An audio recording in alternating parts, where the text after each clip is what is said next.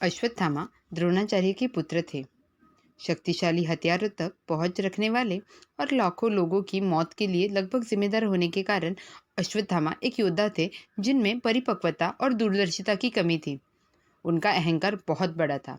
अश्वत्थामा को व्यास, हनुमान, परशुराम, विभीषण, महाबली, कृपाचार्य और ऋषि मार्कंडेय के साथ 8 चिरंजीवियों में से एक के रूप में सम्मानित किया जाता है।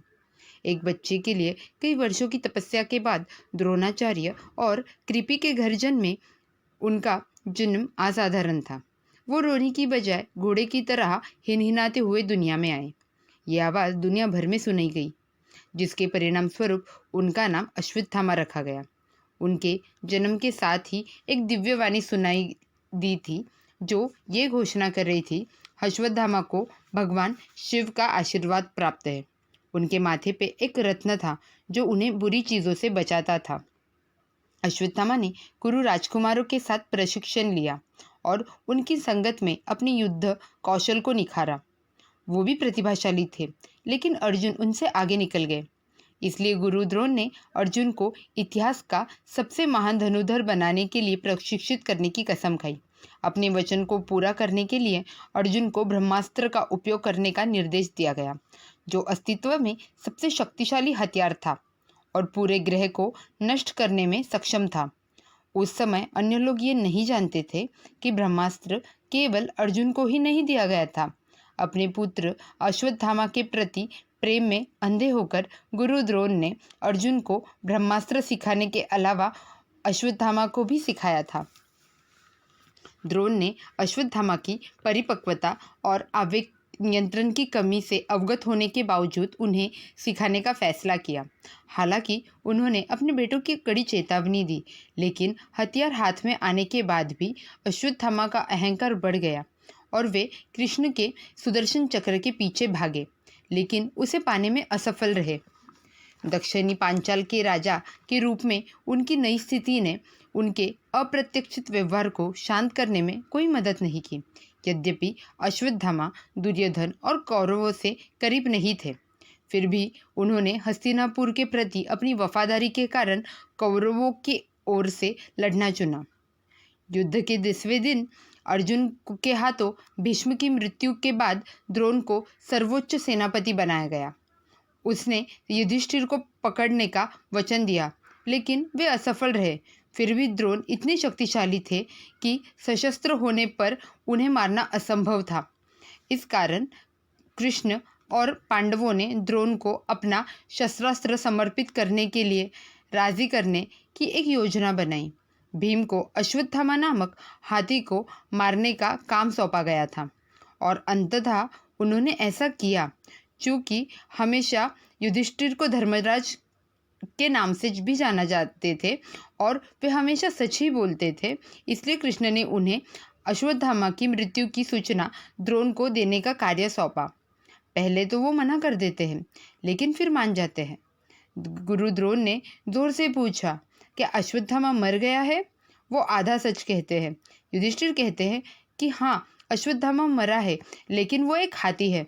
कृष्ण जानते थे कि युधिष्ठिर झूठ नहीं बोल सकते, इसलिए उन्होंने अन्य योद्धाओं से पर्याप्त शोर मचाने को कहा और द्रोण ने केवल युधिष्ठिर को ये कहते हुए सुना कि अश्वत्थामा मर गया है, और वो ये नहीं समझ पाए कि ये उनका पुत्र नहीं था, वो एक हाथी था।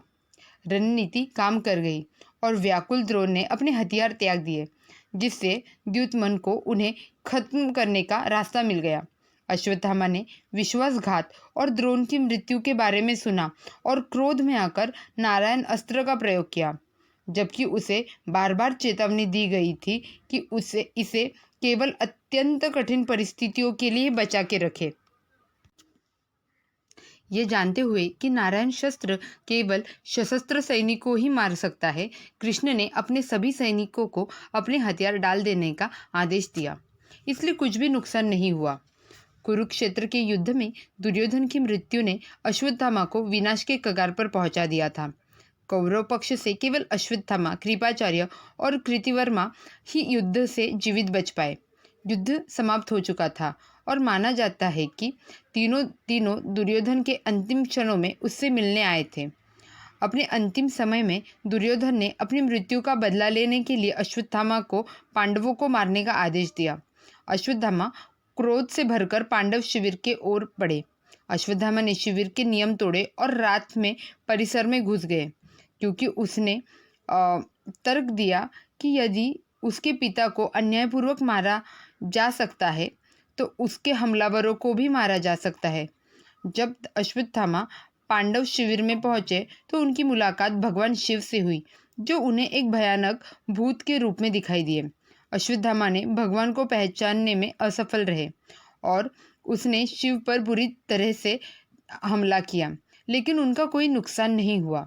फिर अश्वत्थामा ने दर्जनों पांडवों के सैनिकों का वध कर दिया, जिनमें शिखंडी, युधामन्यु, उत्तमौजा और यहाँ तक कि उपपांडव भी शामिल थे, जिन्हें उनकी गलती से पांडव समझ लिया था। युद्ध की समाप्ति ने भगवान कृष्ण, पांडव और द्रौपदी को अचंभित कर दिया। वे रात के लिए शिविर के बाहर चले गए और वापस लौटने पर पूरी तरह से टूट गए। इस भयानक समाचार ने पांडवों को तोड़ दिया और भीम ने अश्वत्थामा से बदला लेने की कसम खाई।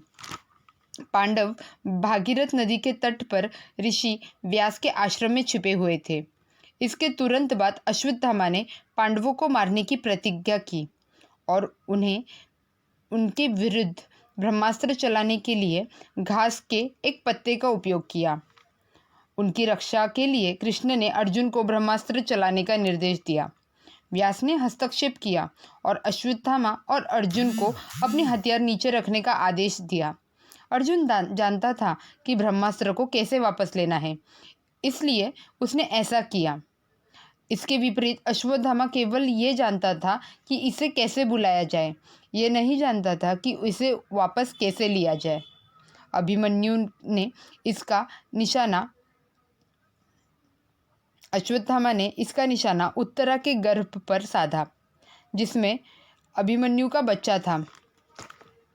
उन्होंने पांडव वंश को समाप्त करने के लिए ऐसा किया।